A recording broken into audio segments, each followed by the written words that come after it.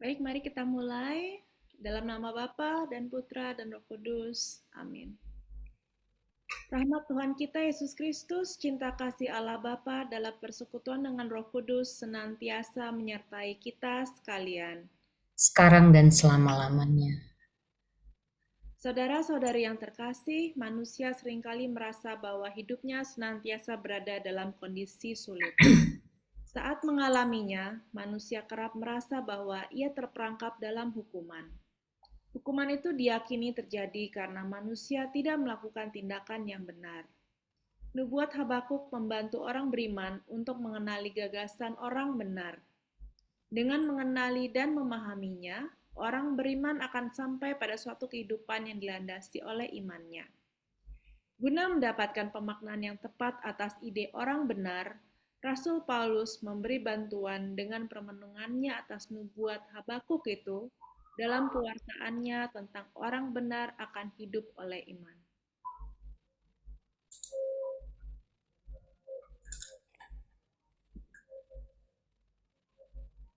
Marilah kita berdoa. Allah, Sang Sumber kebenaran sejati, kami bersyukur atas bimbingan-Mu dalam hidup kami sehari-hari. Engkau senantiasa setia menuntun dan mengarahkan langkah hidup kami supaya dapat hidup dalam kebenaran, yaitu hidup dalam iman dan kehendak-Mu. Ajarilah kami untuk selalu setia melakukan kehendak-Mu dengan memperjuangkan keadilan, perdamaian, persaudaraan, dan peradaban kasih di tengah masyarakat dan bangsa Indonesia ini. Dengan pengantaran Kristus Tuhan kami, yang hidup dan berkuasa bersama Dikau dalam persatuan Roh Kudus, Allah sepanjang segala masa. Amin. Amin. Marilah kita mendengarkan sabda Tuhan.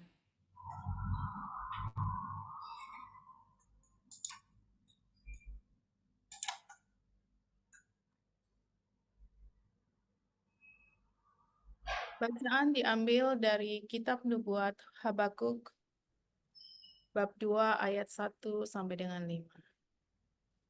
Aku akan berdiri di tempat penjagaanku dan bertahan di menara. Aku akan meninjau untuk melihat apa yang difirmankannya kepadaku dan apa yang akan dijawabnya terhadap pengaduanku. Tuhan menjawab aku, katanya, tuliskanlah penglihatan ini dan ukirkanlah itu pada loh-loh batu, supaya orang sambil lalu dapat membacanya.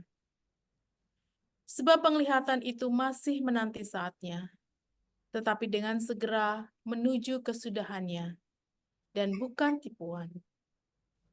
Meskipun lambat, nantikanlah itu, sebab hal itu pasti akan datang dan tidak akan tertunda.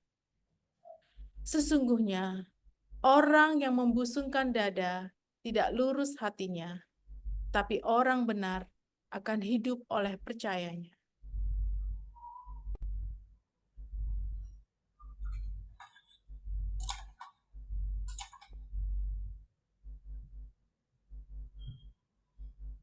Sungguh, kekayaan itu berkhianat. Orang yang sombong tidak akan berdiam diri. Ia mengangakan mulutnya seperti dunia orang mati dan tidak kenyang-kenyang seperti maut. Segala suku bangsa dikumpulkannya dan segala bangsa dihimpunnya. Demikianlah sabda Tuhan. Syukur kepada Allah.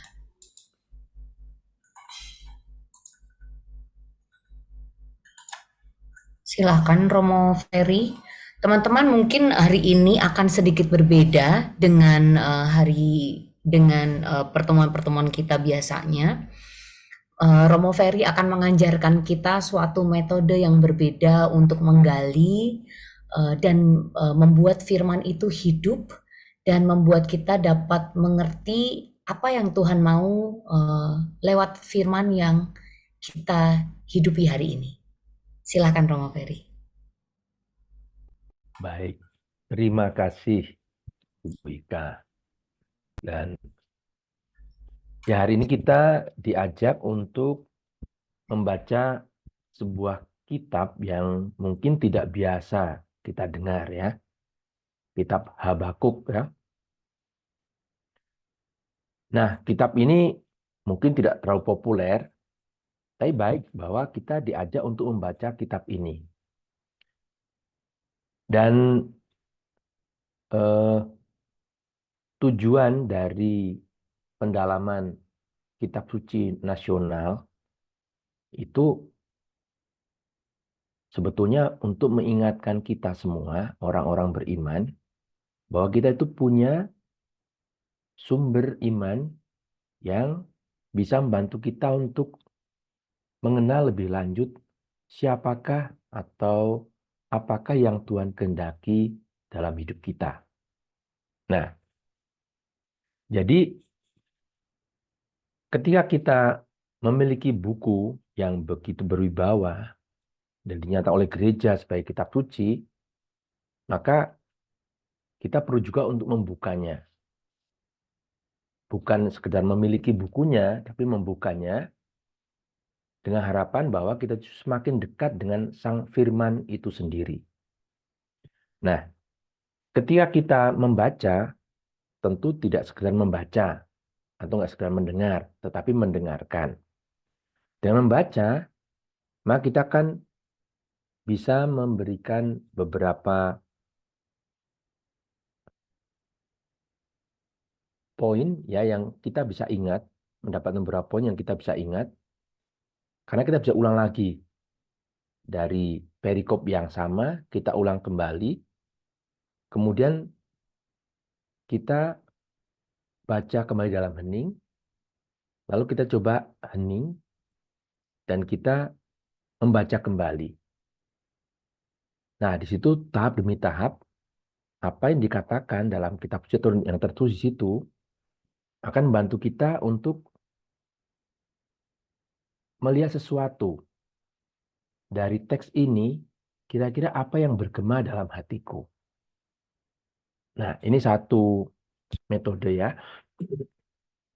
Tentu ada banyak metode untuk membaca kitab suci.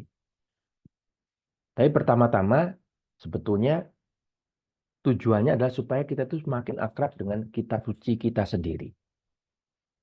Kan sering dikatakan bahwa orang Katolik itu malas baca kitab suci kan, begitu kan?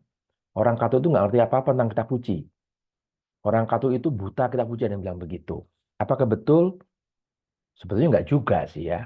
Sebenarnya tidak juga. Kenapa? Karena orang Katolik memang kalau ke gereja itu memang tidak membawa kitab suci toh. Ada juga sih sekarang ya. Tapi yang kita bawa itu puji syukur, madah bakti gitu toh.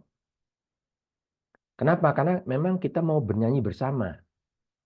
Nah, sedangkan di mana kitab sucinya? Dalam doa-doa sepanjang Ekaristi itu kita sudah memiliki begitu banyak teks-teks kitab suci yang dibacakan, didoakan, dinyanyikan, dimazmurkan, dan direnungkan di sana. Nah, tapi dengan bukunya sendiri aslinya itu mungkin kita tidak begitu akrab. Apalagi hari ini kita diajak untuk membaca bersama-sama kitab Habakuk.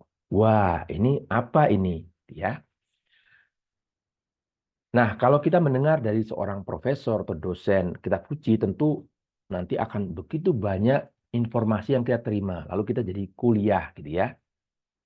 Nah, sedangkan dalam kelompok-kelompok kecil seperti ini, kita tidak sedang kuliah, tapi kita mau memahami sabda Tuhan yang terus dalam kitab suci, dalam secara khususnya dalam kitab Habakuk ini, kita lebih dekat. Jadi, dari teks yang pendek ini, pesan apa yang mau disampaikan? Pesan Nabi Habakuk waktu itu apa? Pergumulannya itu seperti apa? Dan apakah itu masih relevan buatku sekarang? Ya, jadi sederhana. Nah, karena itu eh, kita bisa membaca kembali tadi teks yang sudah dibacakan. Mungkin boleh dibuka lagi, Bu, ya. Apa semua masih bisa lihat ini seluruhnya ya?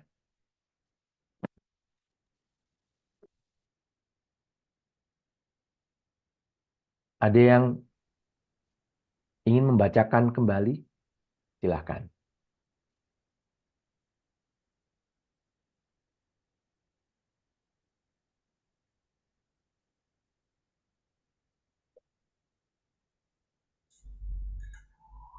Saya coba bacakan kembali. Aku akan berdiri di tempat penjagaanku dan bertahan di menara. Aku akan meninjau untuk melihat apa yang akan difirmankannya kepadaku dan apa yang akan dijawabnya terhadap pengaduanku. Tuhan menjawab aku, katanya. Tuliskanlah penglihatan ini dan ukirkanlah itu pada loh-loh batu supaya orang sambil lalu dapat membacanya. Sebab penglihatan itu masih menanti saatnya, tetapi dengan segera menuju kesudahannya dan bukan tipuan.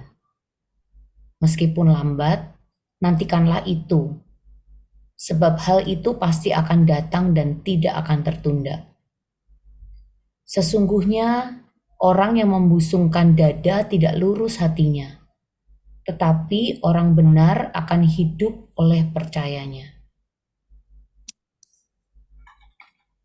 Lalu yang terakhir, sungguh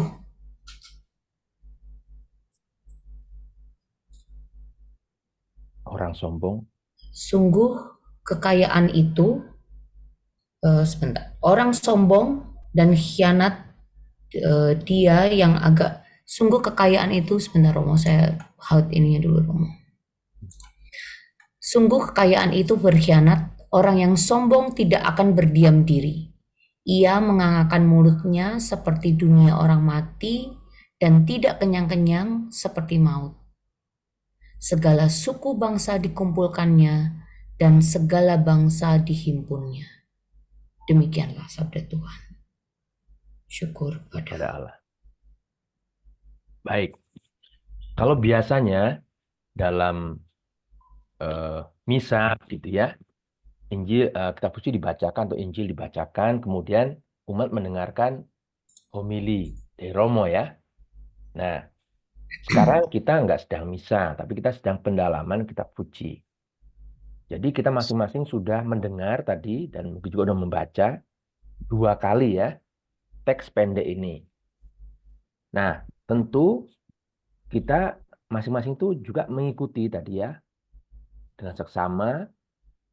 Sudah 2 kali, terus tentu ada sesuatu yang terpikirkan tadi ya. Apa ya? Gitu kan ya.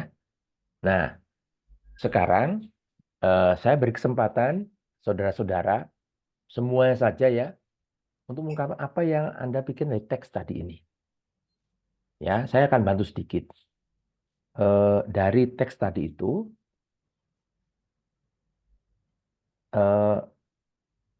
kata apa yang menarik buatku? Ya, atau kalimat apa yang menarik untukku? Itu aja dulu yang pertama. Ya, dari teks tadi itu.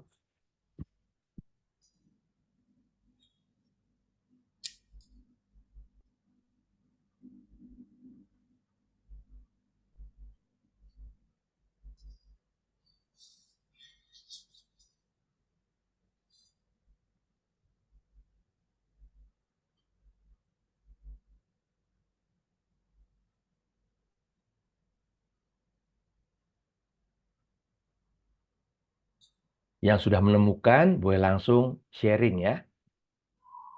Jadi hanya sebut aja yang mana. Apa itu kata ataukah kalimat. Silakan. Jadi nggak ada penjelasan ya, hanya menyebut saja.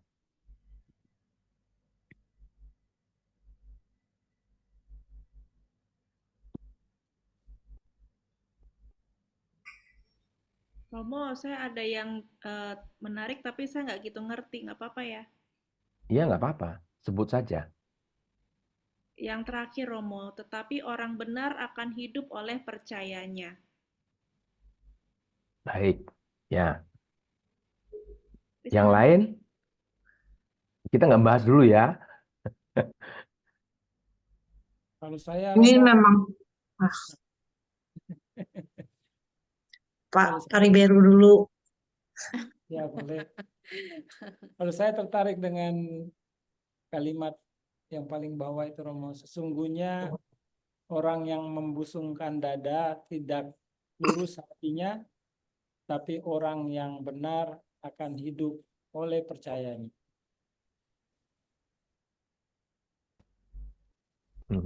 Ya. Kalau saya lihatnya ini susah banget, memang ngertinya aja susah. Tapi ada yang menarik untuk saya tuh. Tuliskanlah penglihatan ini dan ukirlah itu pada loh-loh batu. Tapi yang lain semua susah, saya nggak ngerti. Mhm. Baik. Kalau saya yang mau ya, ini yang pertama aja. Aku akan berdiri di tempat penjagaanku dan bertahan di menara. Aku akan meninjau untuk melihat apa yang difirmankannya kepadaku.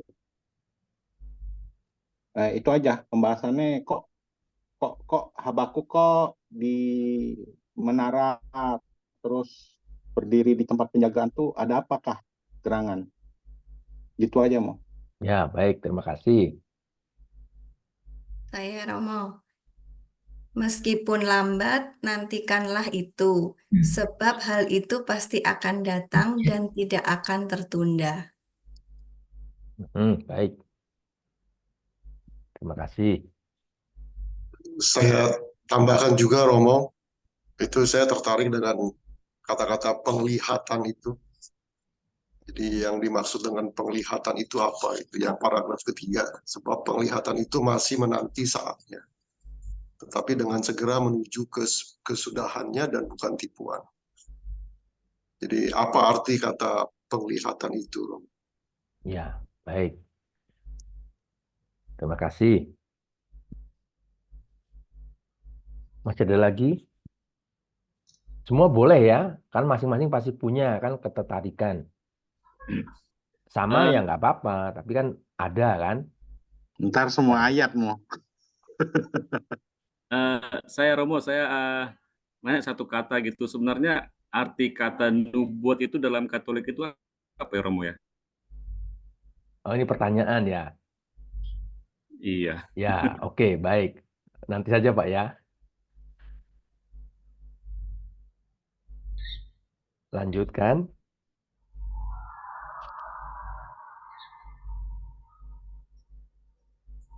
Masih ada lagi yang punya ketertarikan?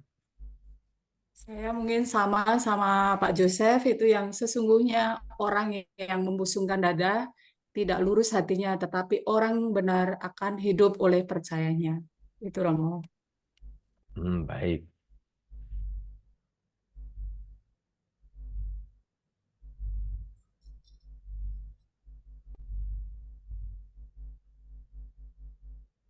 Siapa lagi?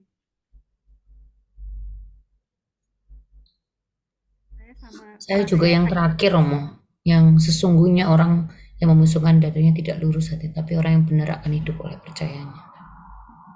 Baik. Terima Saya kasih. meskipun lambat nantikanlah itu, sebab hal itu pasti akan datang dan tidak akan tertunda.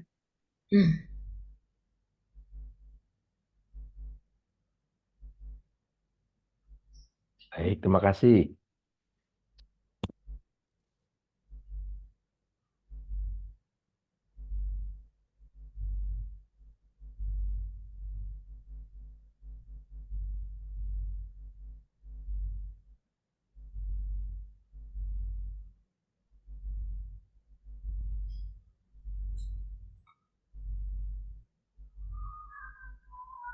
Sudah ya? Ya, baik. Semua udah disebutkan itu. Ya, nah sekarang tahap kedua, tadi kan masing-masing punya ketertarikan ya pada tadi yang Bapak Ibu sebutkan tadi itu. Nah, sekarang mungkin bisa sedikit menjelaskan mengapa saya tertarik dengan itu. Apakah ada sesuatu di sana? Apakah kata-kata atau kalimat itu memberi saya sesuatu, ya, atau mengingatkan saya pada sesuatu, atau apa, ya? Baik, silakan.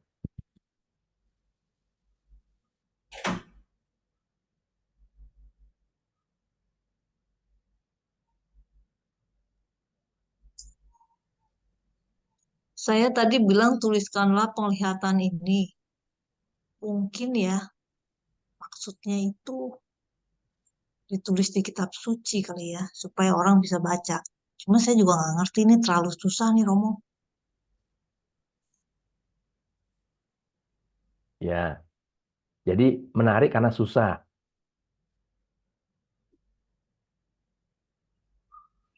Kayaknya semua kiasan gitu ya Romo. Gak ngerti. Ya,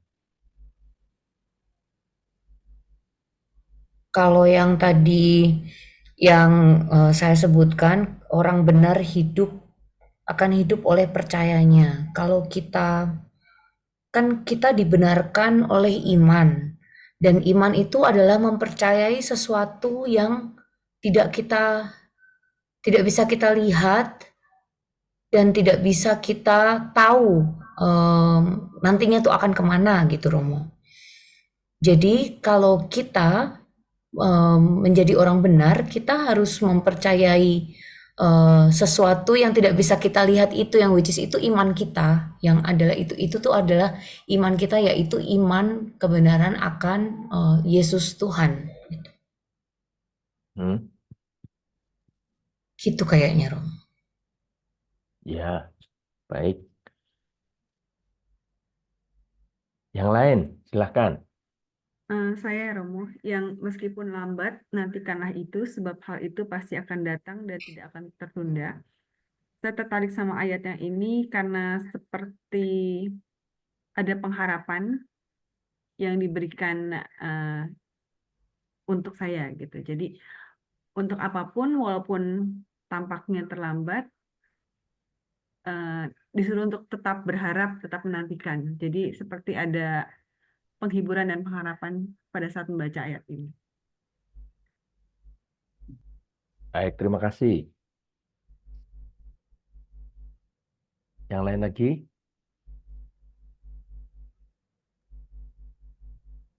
Untuk saya tadi itu kata-kata penglihatan itu yang saya lihat itu pemahaman firman. Jadi seperti pencerahan ya, penglihatan itu seperti pencerahan dan pemahaman. Cuma yang menjadi tanda tanya itu masih menanti itu saatnya sampai kapan, dan apa yang harus saya lakukan pada saat menanti. Karena dikatakan akan segera menuju kesudahannya dan bukan tipuan. Dan pasti akan datang. Ya. Jadi pada saat kita menanti itu, apa yang harus kita lakukan adalah dapat mendapatkan penglihatan atau pemahaman itu. Ya, baik Pak. Selanjutnya, ada lagi? Saya Romo. Sebenarnya dari yang pertama itu kan dibilangin kata kuncinya itu adalah si Habakuk ini, Nabi Habakuk ini kan kayaknya mengadu pada Tuhan, pada Allah. Mengadu soal apa, terus permasalahannya apa. Kayaknya kita harus melihat konteks ininya dulu. Habakuk ini siapa sih? Ada kondisi apakah di sekitar Habakuk ini? Kondisi masyarakatnya atau kondisi kerajaannya kah? Jadi sebelumnya sih saya sudah berusaha menggali soal Habakuk ini, Romo. Ya. Ya, siapa itu Habakuk? Habakuk itu ya nabi di kerajaan Yudea ya. Judah kalau bahasa Israelnya itu Judah atau Yudea. Itu mungkin rajanya tuh Yoyakim. Nah itu kondisinya itu ya sama dari dulu tuh permasalahannya bangsa Israel itu selalu ini ya Romo ya, selalu mbalelo ya. Kembali lagi ke ke lembah dosa, mengkhianati Tuhan, persoalan ketidakadilan, maksiat segala macam. Mereka terjerumus lagi ke situasi itu. Jadi berulang kali sudah diingatkan. Jadi ya Habakuk agak gundah gulana juga, makanya dia ngadu terhadap Tuhan, kepada Tuhan. Cuman Allah ini kan kalau dalam yang kitab Nahum dulu kesannya Allah tuh pendendam atau pemarah atau segala macam ya Romo ya. Makanya dalam konteks Habakuk ini kan dia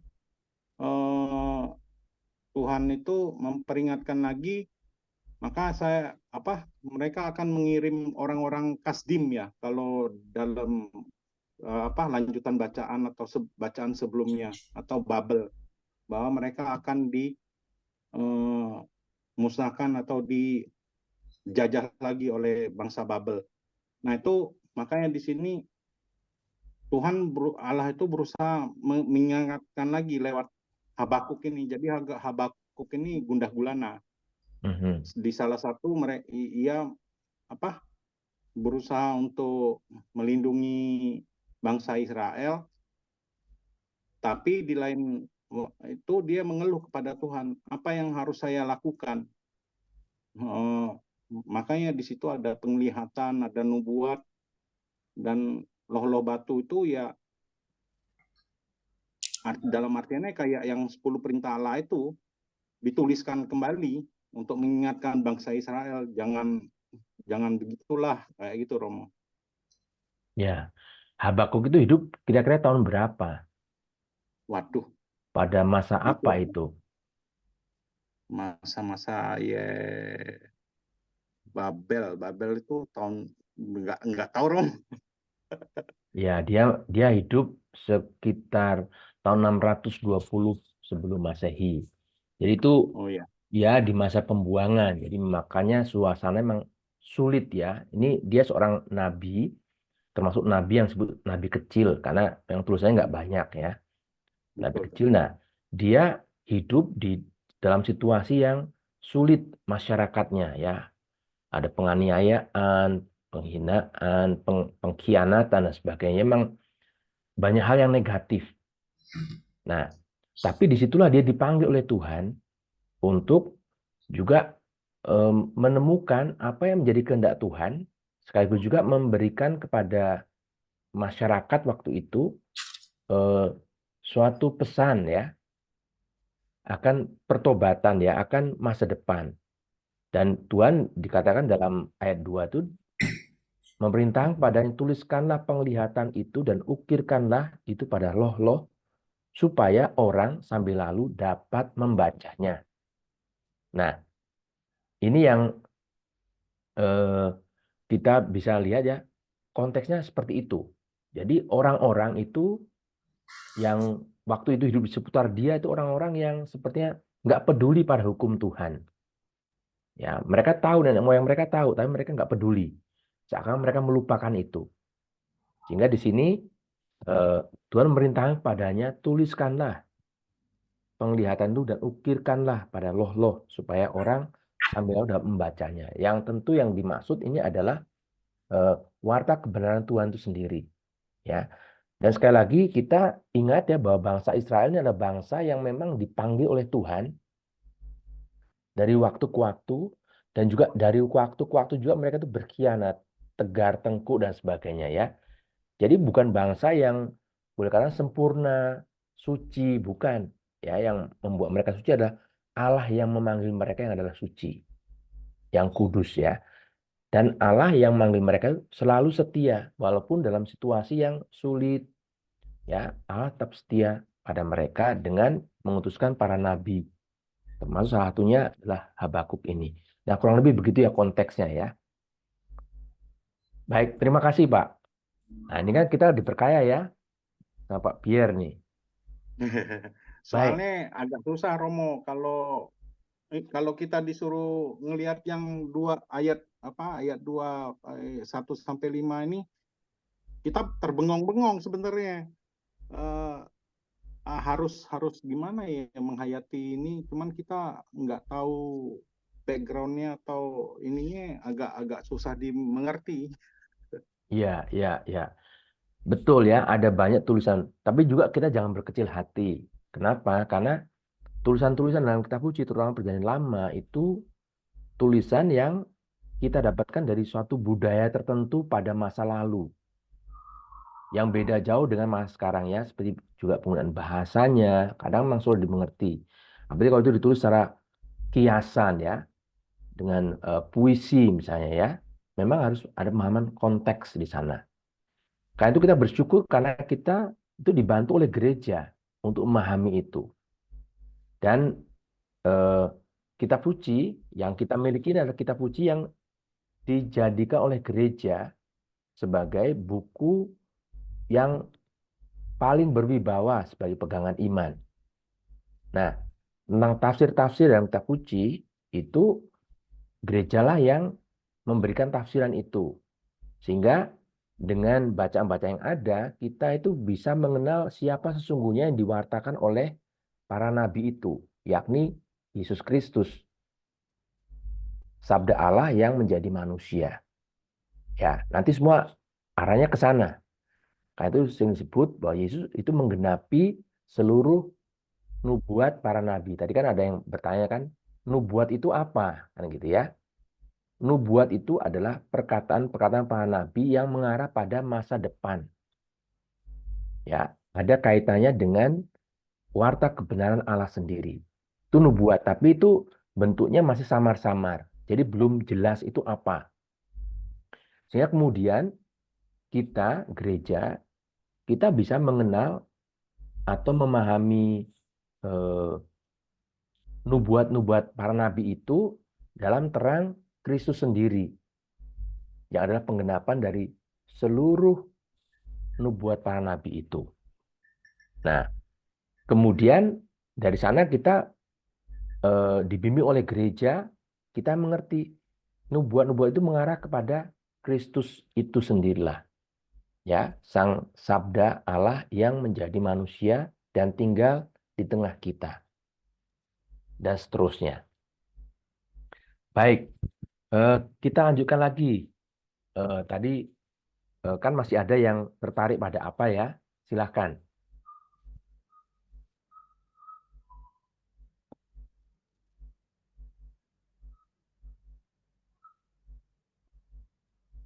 Ini Romo, tadi saya tertarik pada yang sesungguhnya orang yang membusungkan dada tidak lurus hatinya, tetapi orang benar akan hidup oleh percayanya. Itu kalau menurut saya, itu orang yang hidup yang benar, hidup dengan benar, itu dia akan mengandalkan Tuhan dalam segala sesuatunya, itu dengan sepenuhnya dan seutuhnya. Beda dengan orang yang membusungkan dada, tidak lurus hatinya itu, menurut saya itu orang yang sombong, dia akan lebih percaya kepada dirinya, walaupun dia seakan-akan percaya sama Tuhan gitu.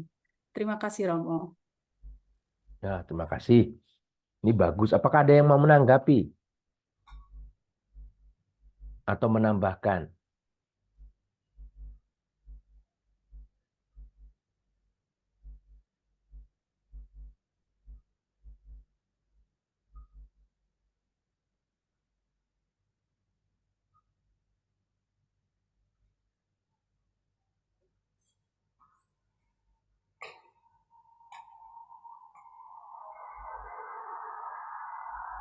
Tidak ada? Ya.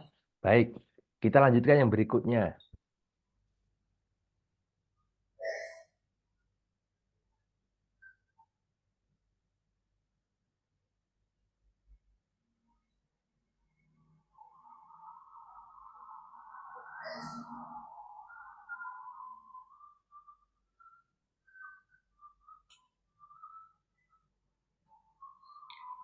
Romo, mungkin saya mau menambahkan tadi yang dibilang sama Mbak Valen, itu bahwa orang yang sombong itu dia yang mengandalkan dari kekuatannya.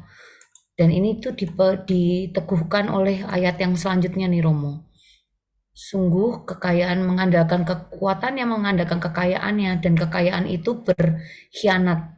Orang yang sombong tidak akan berdiam diri. Ini kalau mungkin ini kan saya ambil dari panduan BKSN ya Romo. Ya. Tetapi kalau di kitab suci kalau di Bible langsung itu, di sini itu ayat 5 itu adalah orang sombong dan khianat dia yang melagak. Tetapi ia tidak akan tetap ada. Ia mengangakkan mulutnya seperti dunia orang mati dan tidak kenyang-kenyang seperti maut. Sehingga segala suku bangsa dikumpulkannya dan segala bangsa dihimpunnya. Jadi orang yang sombong mengandalkan kekuatannya, mengandalkan semua kekayaannya, dan orang yang seperti itu tuh nggak akan ada puasnya, Romo. Kalau yang saya tangkap dari yang ayat 5 ini nggak akan ada puasnya, dan akan seperti itu, dan kesudahannya tuh adalah dunia orang mati. Ya, terima kasih. Oh, bagus. Ada yang mau menambahkan lagi?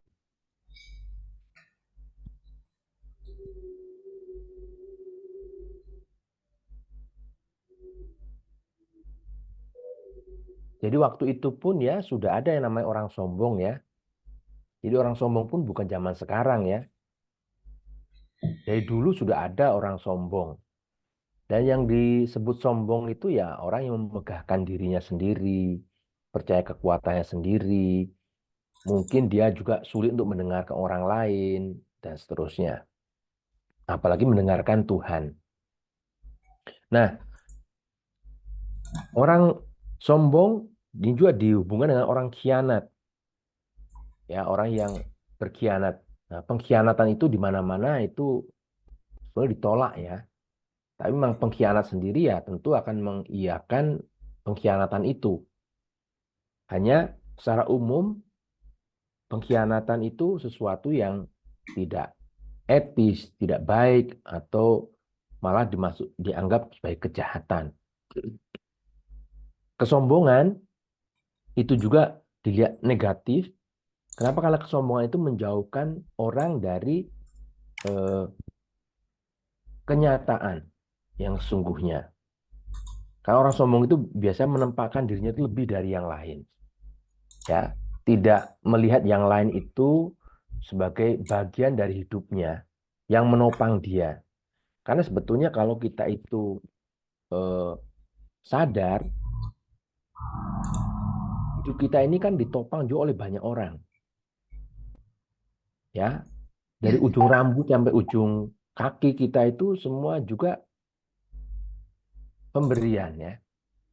Lalu kita dari kecil pun lahir sudah ada orang tua. Kemudian ketika kita bertumbuh, kita juga diajari oleh orang lain. Jadi ada cukup banyak ketergantungan dalam diri kita masing-masing itu pada orang lain atau pada sesuatu sekitar kita. Nah, jadi kesombongan itu sesuatu yang negatif, yang bahkan ini dianggap sesuatu yang bertentangan dengan kasih ya. Kalau kita masih ingatkan rumusan kasih menurut Santo Paulus itu ya, kasih itu tidak sombong. Kasih itu murah hati ya. Itu rumusan yang luar biasa. Nah, kalau rumusan itu tadi kita sebagai orang Kristen itu kita ulang-ulang terus ya, kita gemakan dalam hati, maka itu juga akan membentuk karakter kita di sana. Oh iya, kalau saya mau hidup dalam kasih, maka saya harusnya seperti ini, harusnya seperti itu. Demikian juga cara kita menilai hidup orang lain juga dari sana. Nah, terkait dengan ketergantungan kita pada orang lain, dan kita juga pada alam, ketergantungan kita pada Tuhan, itu memang menyadarkan kita bahwa kita semua sebetulnya itu memang tergantung. Jadi memang tidak ada alasan untuk menyombongkan diri. Nah, makanya juga bikin lagu itu. Karena semua gratis. Mau tahu lagunya seperti apa? Tunggu tanggal mainnya. Ya, itu tanya Anto itu kalau lagunya ya. Nah, jadi ini menarik ya kalau kita mau perhatikan satu persatu ya kata-kata yang dipakai oleh penulis Nabi Habakuk ini. Kemudian orang sombong atau pengkhianat itu tidak akan tetap ada. Ia mengganggarkan mulutnya seperti dunia orang mati dan tidak kenyang-kenyang seperti maut. Jadi memang dianggap sebetulnya sesuatu yang ya tidak ada. Jadi seperti uap saja, tapi seakan-akan itu ada. Nah, jadi bahaya bagi orang yang sombong adalah dia nggak mengenal dirinya sendiri. Tapi orang mengenal dirinya sendiri, dia akan selalu ada. Karena apa? Dia sadar bahwa saya akan selalu tergantung pada orang di sekeliling saya. Hidup saya pun tergantung pada Tuhan. Ya, bahkan nafas saya pun itu kan pemberian toh. Coba, ada nggak di sini yang membeli nafas? Nggak ada ya. Mata kita yang sering kita pakai untuk lihat komputer, lihat keindahan alam, itu pun diberi ya, itu gratis. Kita nggak pernah beli. Telinga kita yang bisa mendengar, itu juga gratis. Itu diberi tanpa kita harus membeli. Tangan, jari-jari, dan seterusnya. Jadi ternyata semua yang membuat saya ada itu adalah pemberian. Termasuk super komputer di kepala saya. Itu pun pemberian. Kalaupun saya merasa saya sudah kerja keras, saya punya keberhasilan sedemikian rupa, prestasi besar, tapi ternyata semua itu nggak ada artinya kalau tidak ada yang beri saya modal. Modal saya itu tadi, super komputer yang saya tidak harus membeli. Jantung saya, dan seterusnya. Nah, permenungan mengenai hidup kita itu memang akan membuat kita sendiri makin sadar dan juga buat kita makin rendah hati bahwa memang saya ini hanyalah anugerah. Semua hanyalah pemberian Tuhan buat saya. Ya. Jadi menyombongkan diri sebetulnya tidak ada kamusnya. Tapi itu hanya pelampiasan keinginan sesaat saja yang berarti itu menggarisbawahi bahwa saya sebetulnya menolak kenyataan diri saya yang sebetulnya tergantung pada orang lain dan pada banyak hal dan pada Tuhan sendiri. Karena itu orang beriman seperti Habakuk ini, dia melihat kesombongan itu sebagai sesuatu yang negatif. Tidak ada kamusnya. Karena itu orang yang seperti ini tidak akan tetap ada. Nggak akan bertahan lama. Karena dia seperti ya orang mendirikan rumah di atas pasir. Seakan-akan kokoh, padahal rapuh sesungguhnya.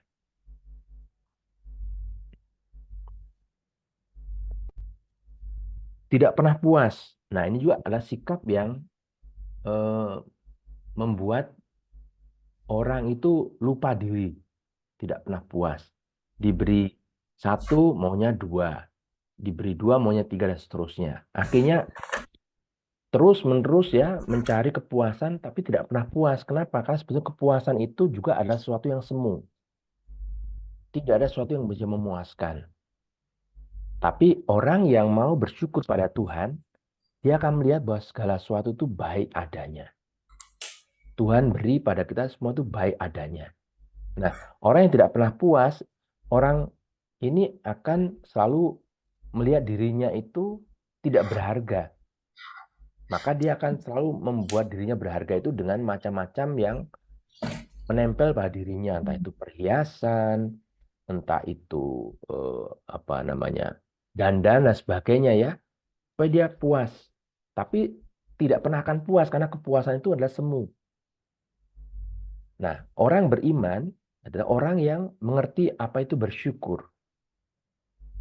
Bila kita mengerti bersyukur, maka kita bisa melihat betapa indahnya pemberian Tuhan pada kita. Apa coba yang kurang? Semuanya indah. Hanya kadang-kadang kita itu fokus pada yang namanya problem, pada masalah. Ketika kita punya problem, kita punya fokus perhatian pada problem itu. Sehingga kadang kita lupa bahwa realitas hidup kita jauh lebih besar daripada problemnya itu. Sehingga kemudian kita menjadi kurang bersyukur. Atau tidak bisa lagi bersyukur. Tapi menuntut pada Tuhan, mengapa Tuhan tidak adil? Kenapa Tuhan beri saya problem ini? Ya, padahal ada begitu banyak hal lain yang Tuhan berikan luar biasa dan kita tidak bisa melihat, apalagi bersyukur, karena fokus kita ada pada problem. Ya, pendeknya, sederhananya itu, kalau saya punya bisul ya di pantat kan gitu ya, itu kan sakit ya bisul itu. Itu kan seakan dunia ini mau pecah gara-gara bisul ini. Padahal sebetulnya hidup saya itu jauh lebih besar daripada bisul itu. Tapi karena perhatian saya ada pada bisul, maka saya tidak bisa mensyukur realitas yang ada. Tapi saya lebih banyak mengeluh, tidak puas gara-gara bisul ini. Nah, ini juga ada bagian dari kebijaksanaan orang beriman yang mengenal kebenaran Tuhan itu ya. Jadi kepuasan itu semu. Kepuasan sejati itu ya ketika kita bersyukur. Karena Tuhan itulah segala sesuatu bagi hidup saya. Nah, di bagian akhir dikatakan di situ, sehingga segala suku bangsa dikumpulkannya dan segala bangsa dihimpunkannya. Itu semacam konklusi gitu ya. Kesimpulan bahwa semuanya akhirnya itu ada dalam satu kesatuan, dalam Tuhan sendiri. Dan ketika orang-orang atau bangsa-bangsa ini mengenal Tuhan, maka mereka akan terus-menerus memuji Dia. Dan inilah sesuatu yang diharapkan dalam kehidupan manusia, di mana manusia itu tidak saling membantai, tidak saling membunuh, tidak saling membenci, tidak saling menyingkirkan, tapi manusia menjadi saudara sama lain.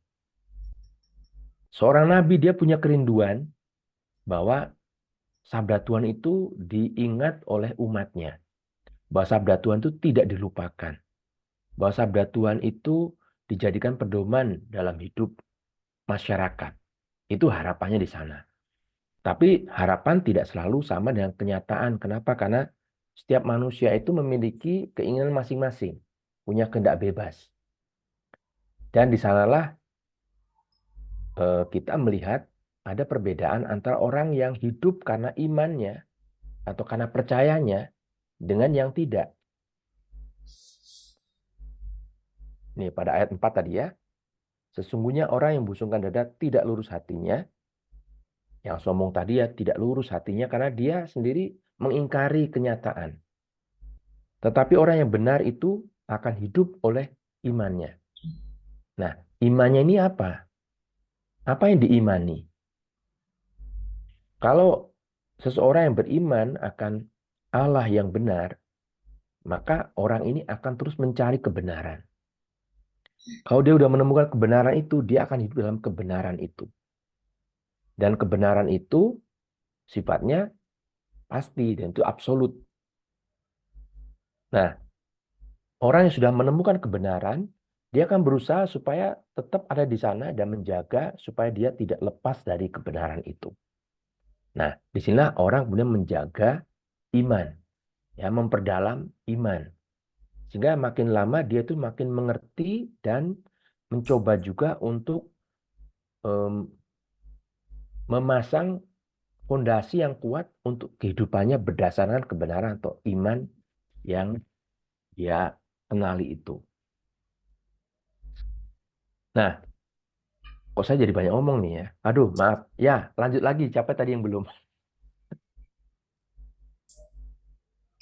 Silakan. Tapi kami jadi banyak mengerti, Romo. Nambah sedikit, Romo.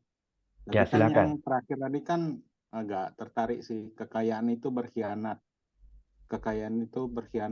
Kalau kita kaya kan, kekayaan itu kan banyak dalam hal materi atau misalnya kekayaan intelektual, misalnya kita pintar sekali, atau kekayaan dalam materi atau segala macam lah itu, atau kekuasaan, kekayaan dalam hal kekuasaan segala macam itu kalau dia lurus hatinya sebenarnya nggak masalah ya Romo ya. Nah yang cilaka lagi kalau dia miskin terus dia sombong itu Romo. Itu yang agak keterlaluan itu sebenarnya. Sudah. Cuman kalau kesombongan itu apakah merupakan suatu proses Romo? Misalnya dia ini dari apa? Dari orang yang biasa-biasa saja atau miskin, mungkin dia percaya bahwa dia hidupnya lurus-lurus saja. Cuman secara dalam berjalannya waktu mungkin dia tidak sadar bahwa dia sudah mengarah ke mungkin pada waktunya akan terjebak dalam kesombongan itu. Itu Romo. Ya, kalau kita menggunakan kata kaya atau kekayaan, itu lawannya kan miskin atau kemiskinan. Ya, itu tergantung bagaimana kita memaknai atau menggunakan kata itu dalam hal apa. Misalnya kalau kita ingat cerita Yesus tentang pemuda kaya yang datang kepadanya dan dia bertanya bagaimana saya bisa mendapat hidup kekal. Masih ingat ya? Lalu Yesus bilang, oh lakukan aja 10 perintah Allah itu. Oh saya sudah lakukan, gitu kan ya. Saya kecil. Oke bagus. Sekarang kamu pulanglah, jual harta milikmu dan bagikan pada orang miskin. Oh nggak bisa lah, kayak gitu kan. Lalu Yesus mengatakan, memang sulit orang kaya itu masuk kerajaan Allah. Lebih mudah seekor unta masuk lubang jarum, kan begitu ya? Kurang lebih ceritanya seperti itu. Nah, kekayaan di sini itu konteksnya ada kayak materi. Materi ya. Nah, kekayaan di sini itu sepertinya itu dikecam oleh Yesus. Tapi sebenarnya bukan kekayaannya yang dikecam, tapi sikap kita terhadap kekayaan itu. Di mana yang dikecam itu adalah kelekatan kita pada kekayaan, pada materi. Ya. Itu yang membuat orang itu tidak bisa menemukan apa yang paling penting dalam hidup dia. Seperti pemuda tadi kan. Nah, jadi yang dikritik oleh Yesus ini bukan kekayaannya, tapi kelekatannya sebetulnya. Karena kekayaan itu kan sesuatu atau materi itu sesuatu yang netral. Nah, orang kaya berarti kan orang yang memiliki kekayaan. Nah, kepemilikan inilah sebetulnya yang seringkali jadi masalah karena di sana ada kelekatan. Sedangkan orang yang mencari kerajaan Allah, dia harus membebaskan diri dari kelekatan itu. Ya, ini cerita aja kecil. Ini baru-baru ini kan ada kunjungan Paus ke Indonesia, toh? Ya. Iya, Nah, Rom. bentar lagi Paus juga ke sini ya, ke Belgia minggu ini. Nah, mengunjungi saya ini ya. Nah, dalam kunjungan ke Indonesia itu, saya lihat begitu banyak video, banyak orang yang nggak Katolik pun ya, mereka terkesan pada Sederhana. penampilan Paus yang sederhana. Bahkan ada obrolan-obrolan teman-teman yang bukan Katolik, mereka bilang, "Loh, Vatikan tuh kaya sekali. Kenapa kok dia nggak mau pakai jet pribadi?" Gitu kan ya. Nah, lalu juga disorot sepatunya itu sepatu tua. Jamnya jam apa itu Casio ya, yang murah lah, biasa. Nah, itu orang terheran-heran kok bisa begitu kan ya. Padahal orang kalau punya duit banyak kan dia bisa tampilkan apa yang hebat-hebat yang besar-besar. Nah, ini sebuah contoh ya bahwa Paus Fransiskus itu mengerti apa yang tadi dikehendaki oleh Tuhan sendiri. Jadi kekayaan ada ya, kekayaan ada, materinya itu ada, tetapi memilih untuk tidak menggunakannya untuk kepentingan pribadi. Ya, ini sebuah pilihan. Inilah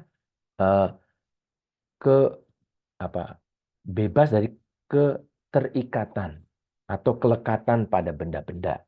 Jadi menjadi manusia merdeka. Pilihan menjadi manusia merdeka di situ ya.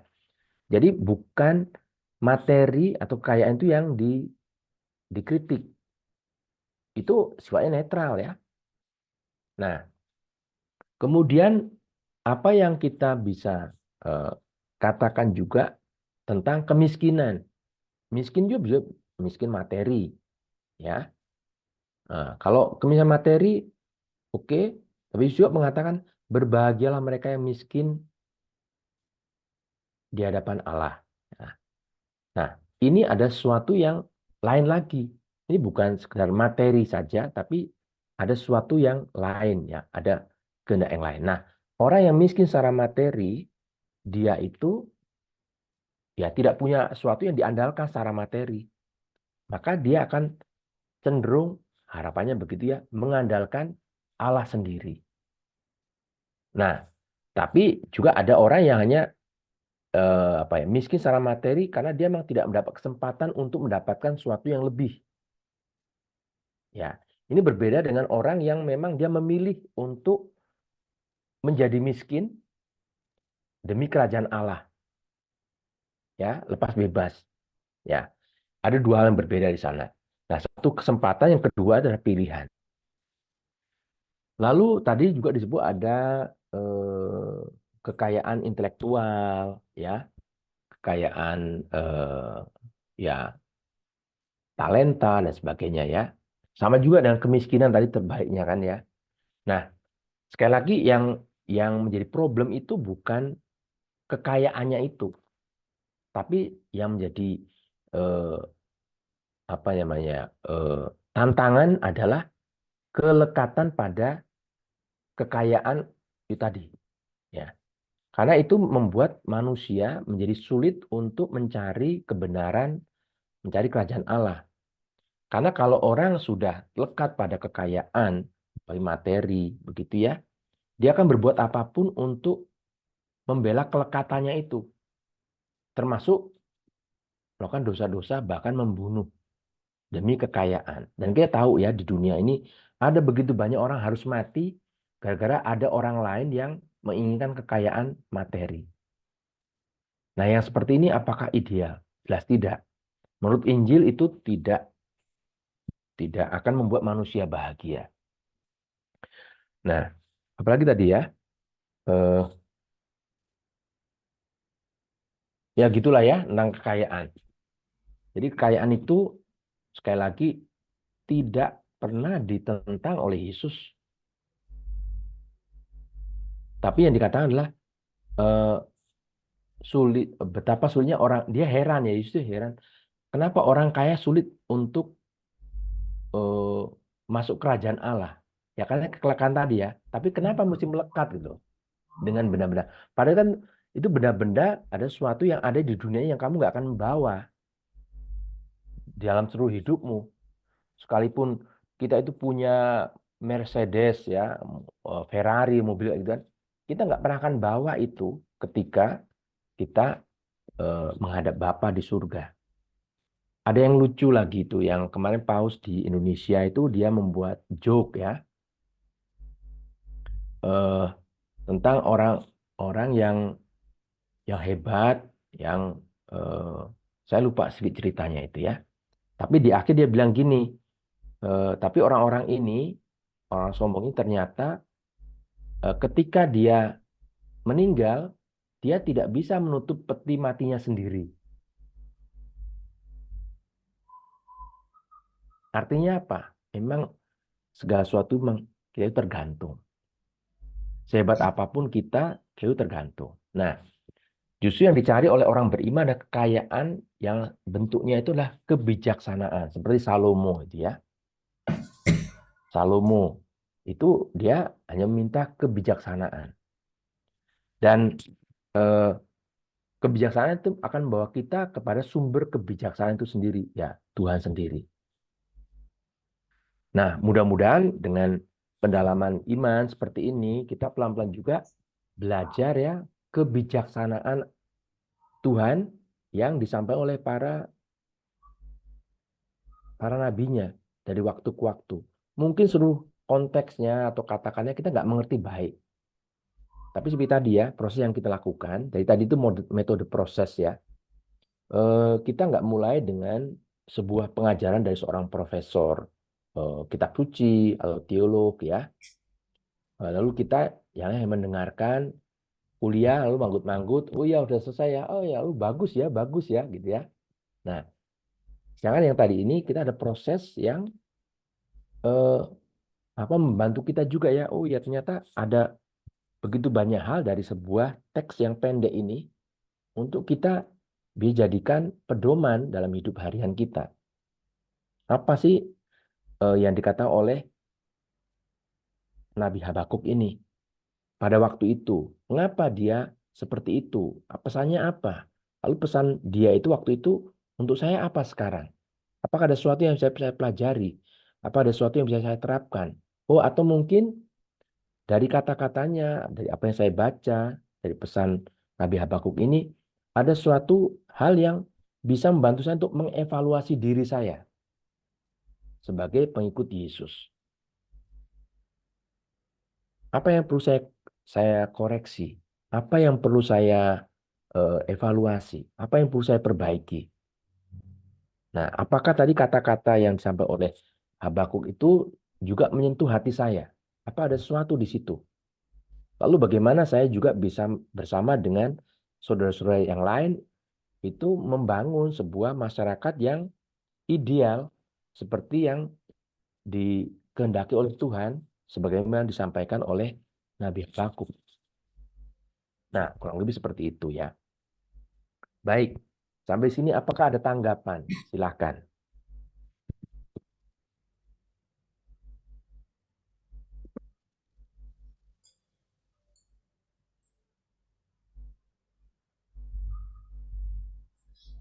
Romo, saya agak terusik dengan kalimat yang terakhir itu, Romo. Segala suku bangsa dikumpulkannya dan segala bangsa dihimpunnya. Itu dari tadi tuh saya mikir, ini maksudnya apa ya? Kok orang yang sombong itu mengumpulkan segala suku bangsa dan segala bangsa dihimpunnya. Apakah artinya kalau yang saya tangkap ya Romo, kecenderungan kita itu lebih ke situ daripada kecenderungan semua orang gitu, lebih ke situ, lebih ke sombong dan lebih ke kemelekatan kepada kekayaan itu tadi, kemelekatan terhadap kekuatan diri kita sendiri daripada ke hidup orang benar yang hidup oleh percayanya. Kadang kita susah mempercayai sesuatu yang tidak kita lihat dan kita tuh nggak tahu nanti endingnya akan kemana. Ketika kita mempunyai kekayaan, ketika kita mempunyai kekuatan, ketika kita mempunyai jabatan, kita akan lebih bisa, menurut kita saat ini, akan lebih bisa melihat endingnya itu akan kemana. Yang padahal itu tidak seperti itu.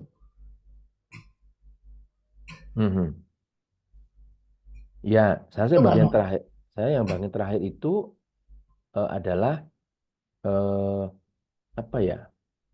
karakter dari kesombongan itu sendiri ya, yang nggak pernah puas. Satu orang nggak puas, dikuasai. 2 orang nggak cukup, 3 orang nggak cukup. Kemudian kalau bisa kuasai semua sebanyak mungkin, bahkan seluruh bangsa-bangsa di dunia dikuasai semua. Ya, itu sebagai gambaran bahwa memang kesombongan itu ya itu nggak ada puasnya. Tapi sekali lagi kepuasan itu semu. Kepuasan semu itu sesaat, nggak ada kepuasan terus-menerus. Nah, ini menarik ya, makanya biarlah teks-teks kitab suci seperti ini menjadi bahan permenungan kita. Kita tidak mencari, oh ini artinya begini ya, lalu selesai. Bukan. Karena setiap kali kita baca lagi teks yang sama, mungkin lain kali kita berbicara sesuatu yang berbeda. Yang mungkin membawa kita pada suatu kedalaman atau lebih aktual dengan konteks kita pada waktu tertentu. Tapi teksnya akan sama seperti itu. Nah, yang kita bisa belajar seperti hari ini adalah, oh ada kata-kata yang sangat sangat tajam ya. Ketika kita sudah masuk ke dalam masuk dari kata-kata itu, seperti kali sombong tadi ya, hanya satu kata toh. Tapi kita mungkin bisa menguraikan apa sih yang sombong itu, maksudnya itu apa ya? Lalu yang sombong ciri-cirinya apa orang sombong itu?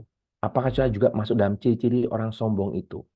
Contoh ya, kita bisa kembangkan sendiri. Nah, ini yang saya maksud tuh ya, bahwa kita itu setiap orang kita bisa berproses bersama teks-teks kitab suci ini, berproses ya untuk menjadi orang-orang beriman yang belajar untuk mengenal apa sebenarnya kehendak Tuhan bagi hidupku.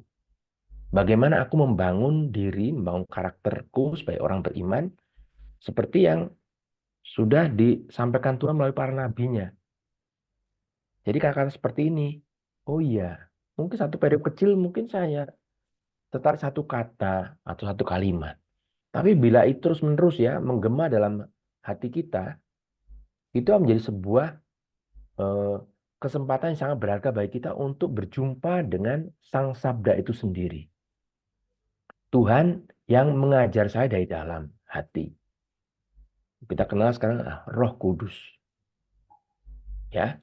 Jadi ini bukan sebuah pengetahuan yang kita kumpulkan banyak-banyak kemudian kita itu buat sintesenya ya, atau kita mulai menulis dengan artikel yang panjang-panjang.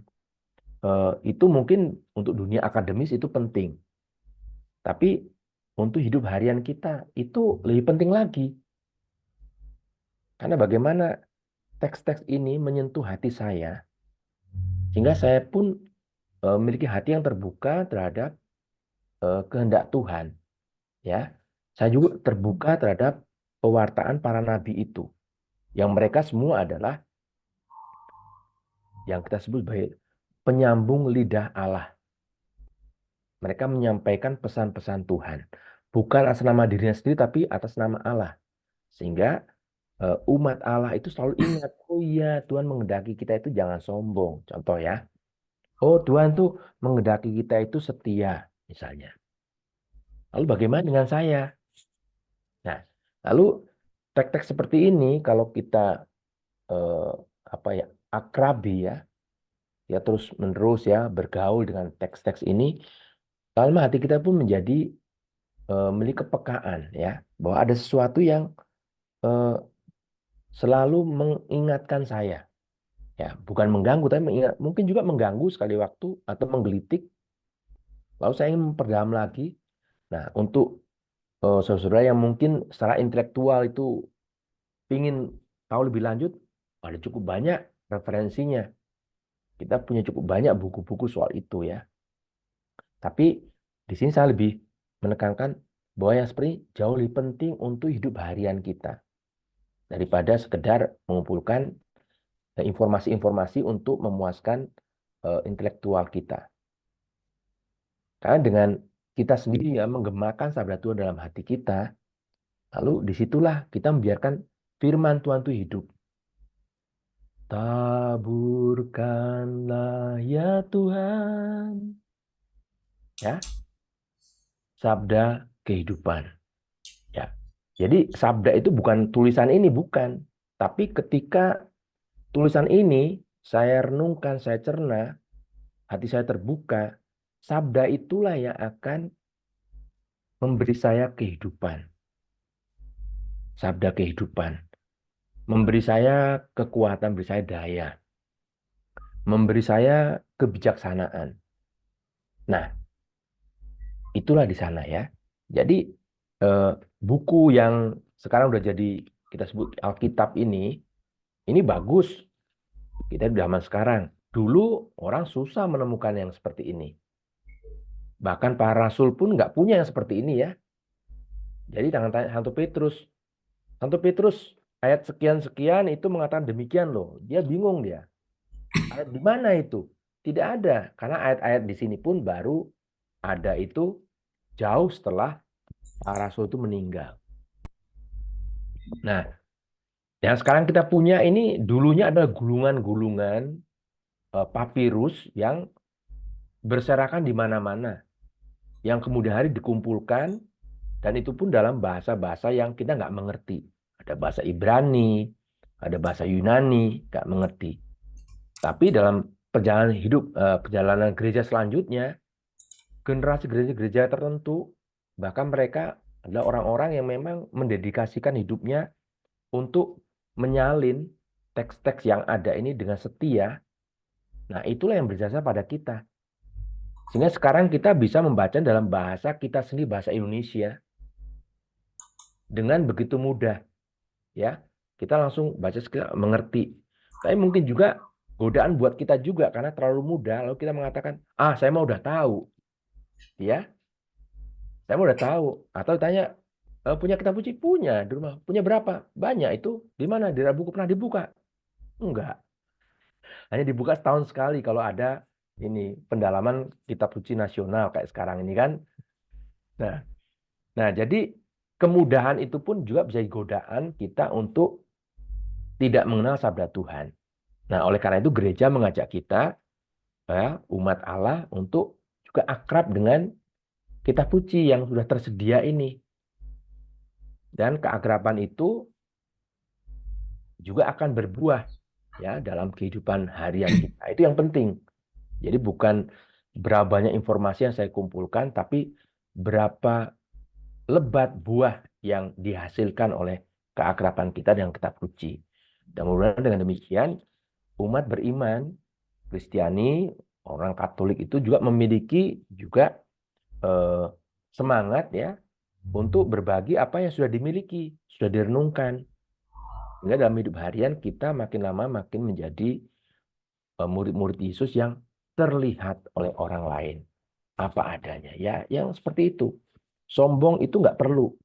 Tapi kalau punya talenta, punya kekayaan, punya materi, punya sesuatu yang dimiliki yang memang itu ada anugerah, betapa indahnya kalau kita pun bisa berbagi. Entah itu pengetahuan, entah itu sifatnya keahlian, entah itu mungkin talenta-talenta lain ya. Seperti para pemusik, mereka juga berbagi musiknya supaya orang lain pada bergembira, ikut juga memuji Tuhan dengan lantunan suara instrumen yang indah, dan orang lain bisa bernyanyi. Itu juga ada bagian dari buah-buah keakraban kita dengan sabda Tuhan. Ya, demikian. Apakah ada tanggapan dulu?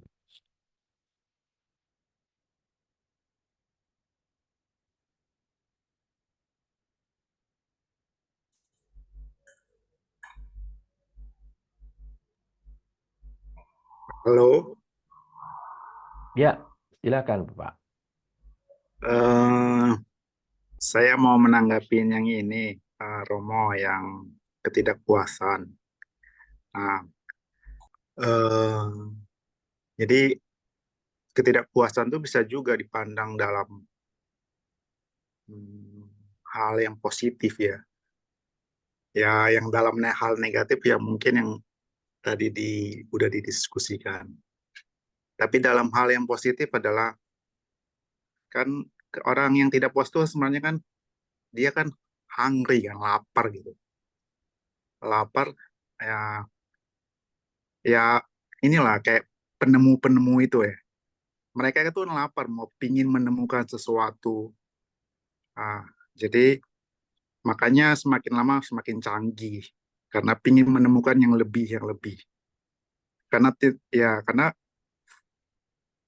tidak puas terhadap situasi yang ada sekarang sama mereka.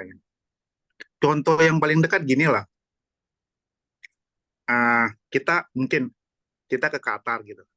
Kita ke Qatar mungkin salah satu reason ya mungkin karena kita tidak puas terhadap apa yang kita dapat di Indonesia. Kita pingin dapat lebih. Tapi apakah itu negatif? Kan enggak. Jadi depend kita memandang ketidakpuasan itu. Nah, kalau kita ya mungkin kalau kitab suci bilang bersyukur ya. Nah, kalau kita cepat bersyukur, cepat puas, ya nggak bagus juga kan? Kita stuck kita di situ-situ aja, nggak ada improvement. Jadi depend bagaimana kita memandang ketidakpuasan itu seperti apa gitu. Jangan dibilang semuanya negatif.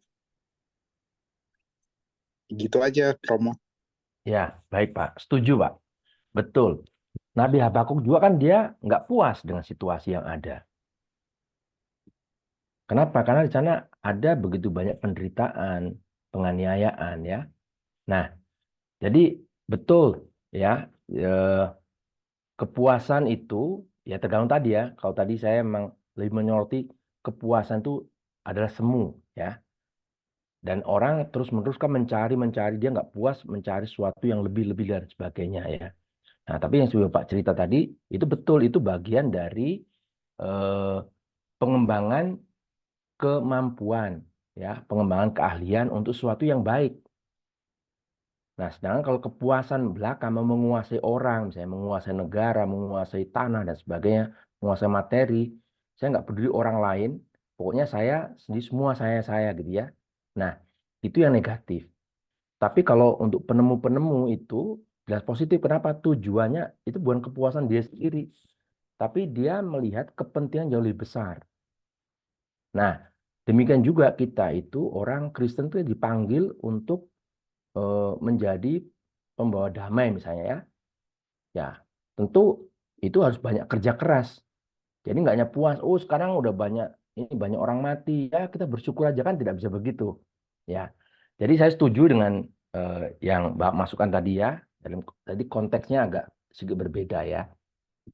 Nah, tapi penemuan-penemuan atau usaha-usaha manusia untuk mengembangkan talenta itu juga ada di kitab suci toh.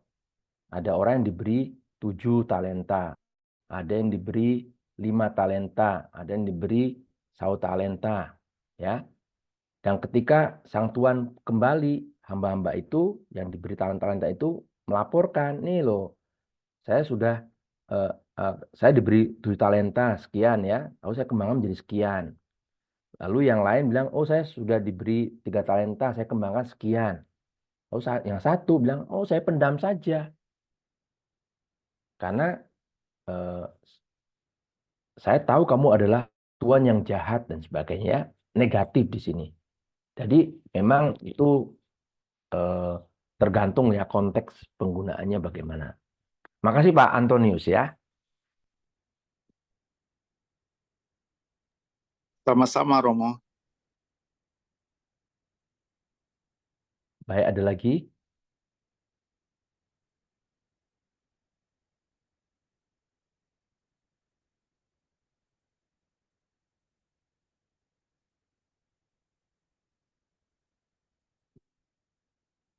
Baik, kalau tidak ada, mungkin saya akhiri ya proses bersama kita. Di sini saya ingin menunjukkan saja bahwa setiap kita yang dibaptis ya, kita yang dipanggil oleh Tuhan sendiri, kita dipanggil untuk mendekatkan diri pada sabda Tuhan, untuk akrab dengan sabda Tuhan. Dan sabda Tuhan itu sudah dituliskan, tapi ini pedoman ya, sehingga kita boleh mengenal sabda Tuhan di balik tulisan-tulisan ini untuk kita, untuk hidup harian kita, supaya kita boleh menjadi manusia-manusia yang sesuai dengan kehendak Tuhan sendiri. Bagi mereka yang memiliki talenta, memiliki pengetahuan, memiliki kekayaan, itu semua berguna dan harus digunakan untuk membangun sebuah dunia yang lebih baik bagi semua. Jadi kita dipanggil untuk menjadi manusia-manusia yang mencerminkan firman Tuhan yang kita mengerti, yang kita dengar, kita cerna, lalu kita miliki. Dan kekayaan itu akan terus bergaung keluar. Dan inilah yang menjadi tujuan kita, sehingga sabda Tuhan itu menjadi sabda Tuhan yang hidup di dalam umatnya. Bukan dalam bentuk tulisan-tulisan lagi, tapi dalam bentuk kita. Ya. Sehingga ketika kita menghidupi sabda Tuhan itu, maka dunia akan melihat kita sebagai cahaya dunia, terang dunia, dan garam dunia. Sehingga kita mengerti sekarang ya bahwa arah dari pendalaman Alkitab ini atau kitab suci ini arahnya supaya kita tuh diteguhkan, dikuatkan dan menjadi lebih tajam ya dalam misi kenabian kita, seperti Nabi Habakuk sendiri dalam dunia yang ada saat ini, di mana kita berada. Dan untuk itu kita membutuhkan juga dasar-dasar sabda Tuhan yang memberi kita kekuatan dari dalam. Oh iya, saya yakin yang saya lakukan ini benar. Kenapa? Karena Tuhan sendiri menghendaki seperti itu. Kurang lebih demikian ya, saya harap bahwa permenungan bersama kita malam hari ini membantu kita untuk terus bertumbuh, bertumbuh, dan berbuah dalam Kristus Tuhan kita. Amin. Amin. Terima kasih Romo. Kita akan melanjutkan ibadat kita hari ini. Sebentar.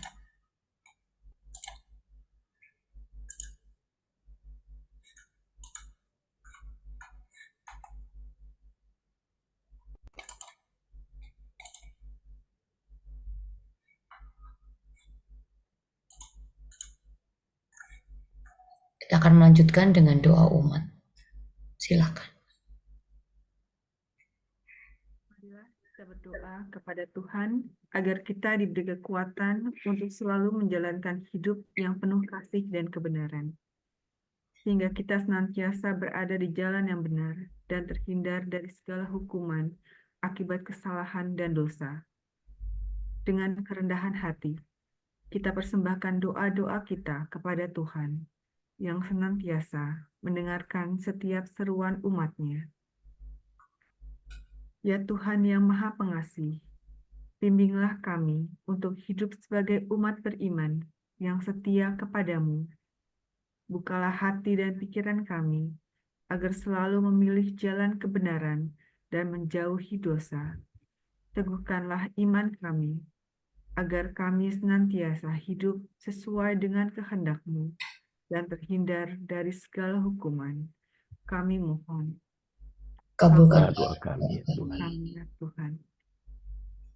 Ya Tuhan yang Maha Kasih, bimbinglah hati dan jiwa kami untuk selalu mengupayakan sikap batin yang setia dan tekun dalam iman.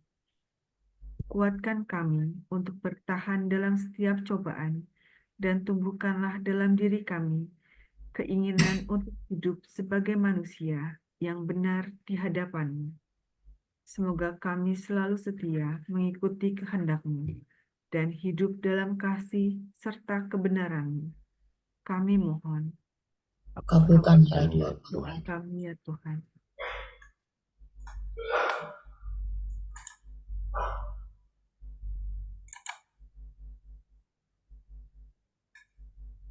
Ya Bapa, bimbinglah kami dengan Roh Kudus-Mu, agar kami dapat selalu setia dalam melayani dan berani berdiri teguh di jalan kebenaran-Mu.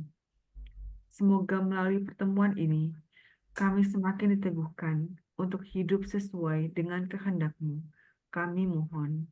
Kabulkanlah doa kami, ya Tuhan. Kami, ya Tuhan. Bagi kami semua yang hadir dalam ibadat ini, ya Bapa, semoga setiap langkah hidup kami selalu dijiwai oleh semangat cinta kasih, seperti Kristus yang telah menyerahkan hidupnya demi keselamatan kami karena kasih-Nya. Kami mohon. Kabulkanlah doa kami, ya Tuhan. Ya Tuhan. Marilah kita menyampaikan doa permohonan kita masing-masing.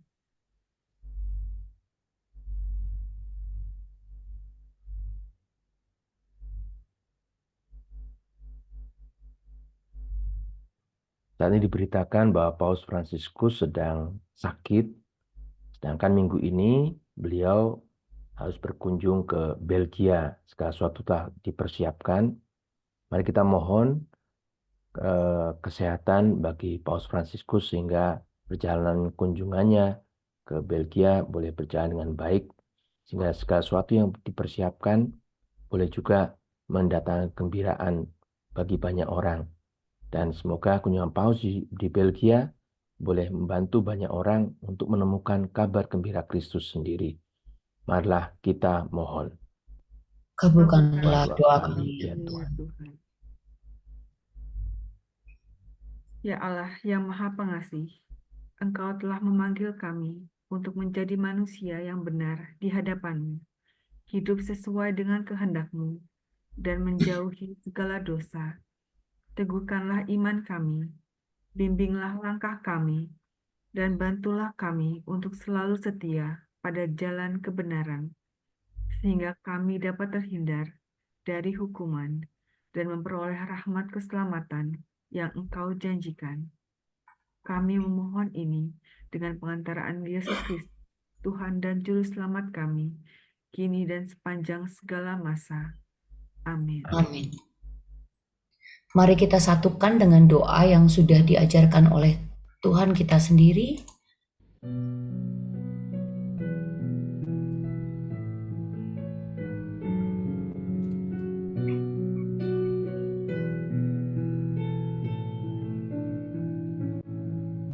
Bapa kami yang ada di surga, dimuliakanlah namamu, datanglah kerajaanmu, jadilah kehendakmu di atas bumi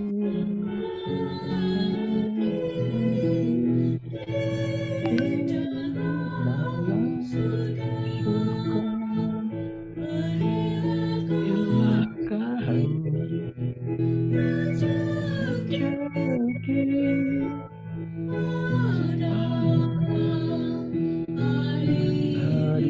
Berilah kami rezeki pada hari ini, ampunilah kesalahan kami seperti kami pun mengampuni yang bersalah kepada kami. Janganlah masukkan kami ke dalam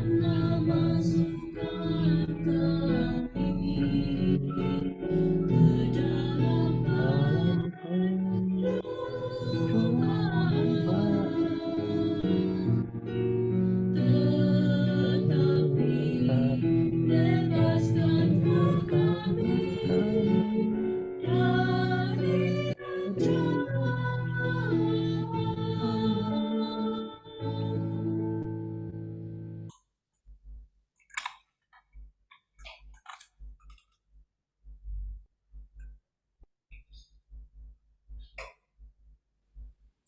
Marilah kita berdoa. Allah Bapa yang Maha Kasih, kami bersyukur atas segala sabda-Mu yang dapat kami renungkan dalam pertemuan ini. Kami menyadari bahwa lewat sabda-sabda-Mu tersebut, Engkau mewahyukan kebenaran sejati yang menjadi pedoman dan tuntunan bagi kehidupan kami di tengah keluarga, masyarakat, dan bangsa Indonesia. Tuntunlah kami umat-Mu untuk semakin menjadi pribadi-pribadi yang benar, yang memiliki iman dan kesetiaan kepada kehendak-Mu. Dengan pengantaran Kristus Tuhan kami. Amin. Amin.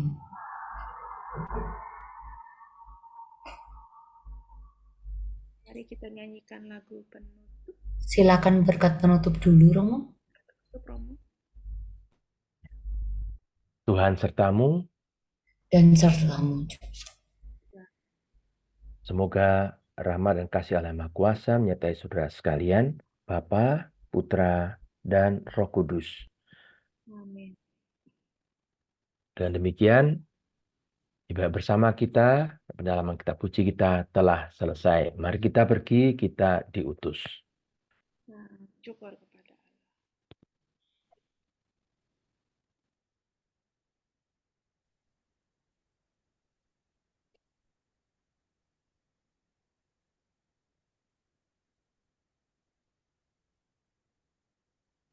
Apa ini lagu? Iya, sebentar ikatnya kayak nggak sengaja.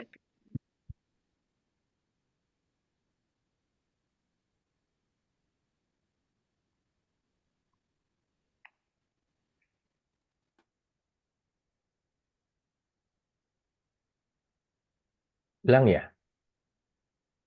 Iya, hilang Romo. Oh ya.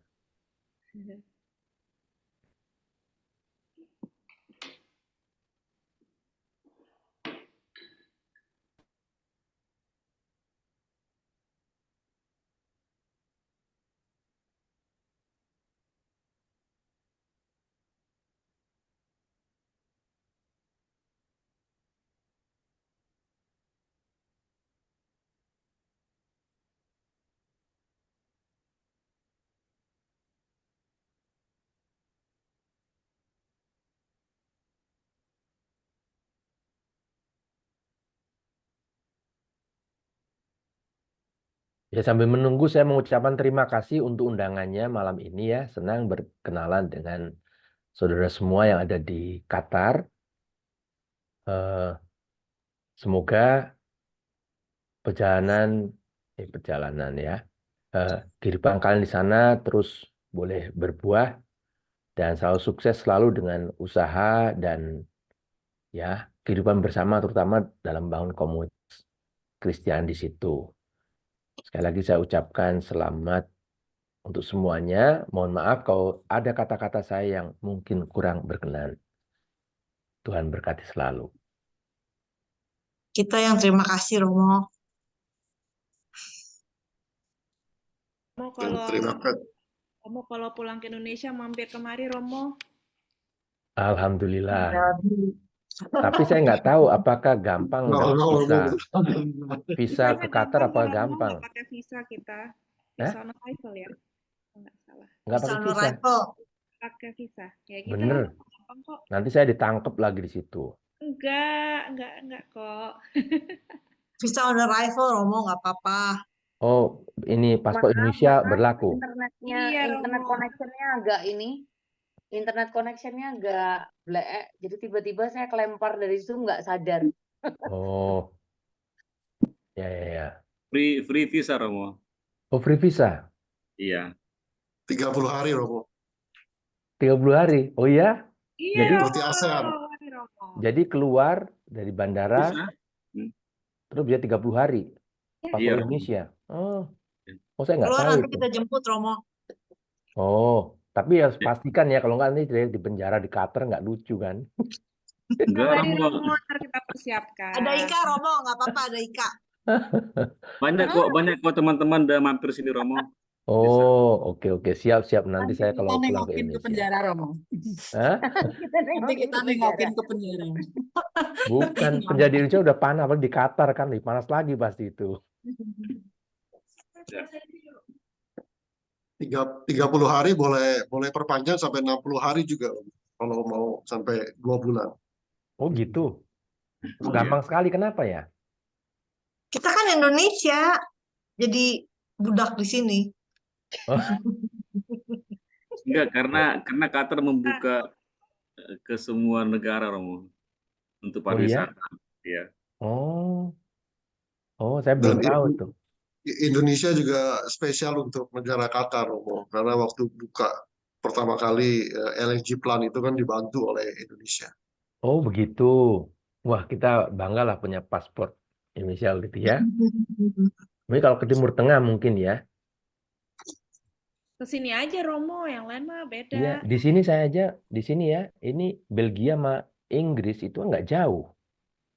Iya. Saya mau ke sana mesti pakai visa sekarang. Dan saya nggak dapat visa, saya belum pernah ke Inggris malahan. Padahal cuma berapa meter jaraknya itu. Berapa meter? Iya, cuma nyebrang ini kok Selat Sunda itu kan. Tapi nggak bisa gara-gara paspor Indonesia. Mesti bikin lagi ya, Romo. Iya. Tapi kalau di Timur Tengah mungkin lebih gampang ya paspor Indonesia ya. Di Qatar aja. Ke Qatar aja ya. Ya udah, di situ apa yang menarik kalau di Qatar? Sebetulnya nggak ada, kita aja yang menarik, Romo.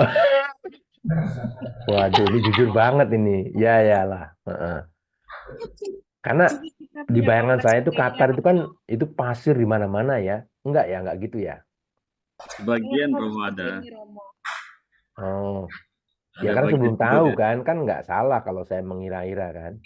Makanya Romo kesini aja udah stop, pasti kita jemput, ajak ngelihat rumput, nggak pasir. Dari rumput. Ya, boleh lah nantilah ya. Qatar itu salah satu yang punya taman yang luasnya besar, Romo, di Middle East. Taman-tamannya banyak. Taman buatan itu. Buat Kan si Romo aslinya sih pasir. Oh, yang itu untuk Olimpiade kemarin juga di situ toh? Iya. Enggak, World Cup. Piala Dunia, World Cup. World Cup. Oh, Piala World Dunia. Cup ya. Oh, Piala Dunia. Masih ada itu gedungnya masih ada. Masih. Oh, Stadionnya masih ada, Romo. ya. Nantilah. Itu besarnya sebesar pulau apa sih Qatar itu? Sebesar Madura, Romo. Oh, besar juga ya. Nggak nyampe kali ya. Iya, start segitulah. Madura besar loh. Kira-kira 5 kali Jakarta lah. 5 kali Jakarta. Dari Oh, utara berarti ke selatan Jawa 2 Barat jam. lah ya. Mungkin Jawa Barat Tapi, gitu ya. tapi kalau kotanya ya nggak segitulah, kotanya cuma kecil gitu. Emang ada berapa kota di situ? Doha saya tahu. Cuma 3, Kan. 3. Doha Center, Doha South, Doha North. Doha West belum ada ya. Tapi jalannya bagus ya. Oh, Qatar mereka bagus, Romo, perkembangannya. Jadi benar-benar dibanding negara Arab lainnya sih memang kalah sama Dubai ya, tapi kayak sama Kuwait, sama misalnya Oman gitu, Qatar masih lebih bagus itunya. Lebih bagus ya. Kotanya, ya bangunannya juga bagus. Hahaha. Negaranya kaya, Romo. Iya, emang duitnya di mana-mana itu Qatar itu. Jadi yang kerja juga duitnya banyak ya. Amin. Amin. Alhamdulillah. Oh, iya kenapa enggak? Kalau enggak ngapa di Qatar toh? Kita sebetulnya budak-budak aja, budak-budak gaya dikit. Oh, Kebanggaan semu. saya sering naik Qatar sih kalau ke Indonesia. Nah, kan? Ya Doha, maka saya udah kenal Doha itu, Doha. Ya bandaranya doang. Tapi kalau keluar wah mikir juga itu kenal siapa. Tapi sekarang kenal kalian lah ya. Mungkin nantilah bisa dijajaki nanti. Nanya Romo, itu sekarang banyak ya yang orang-orang dari luar yang sekarang kuliah di Belgium, Romo ya. Apalagi katanya kampusnya bagus-bagus, Romo ya, di Leuven, Romo ya. Iya, ini kota saya tinggal di Leuven ya. Ini kota universitas. Jadi besok itu Paus ke sini ya, itu hari Kamis ya, untuk merayakan ulang tahun ke-600 Universitas Katolik Leuven. Ini kenapa itu? Nah itu ya, jadi emang bagus, dan ini di sini banyak mahasiswa Indonesia yang di sini mereka bilang sini murah. Iya katanya. Biaya pendidikan murah dan bagus ya, universitas bagus. Banyak juga lulusan sini mereka kerjanya di Timur Tengah. Ya karena bagus tadi itu ya. Jadi kalau misalnya pernah nggak ada gitu studi atau mungkin pengalaman Romo misalnya dari misalnya keunggulan kuliah di Leuven atau di Belgium itu dibanding misalnya kayak di Netherlands, UK apa gitu, ada Pak Romo ya? Kira-kira kayak Italia gitu. Ada nggak semacam kayak diskusi-diskusi gitu?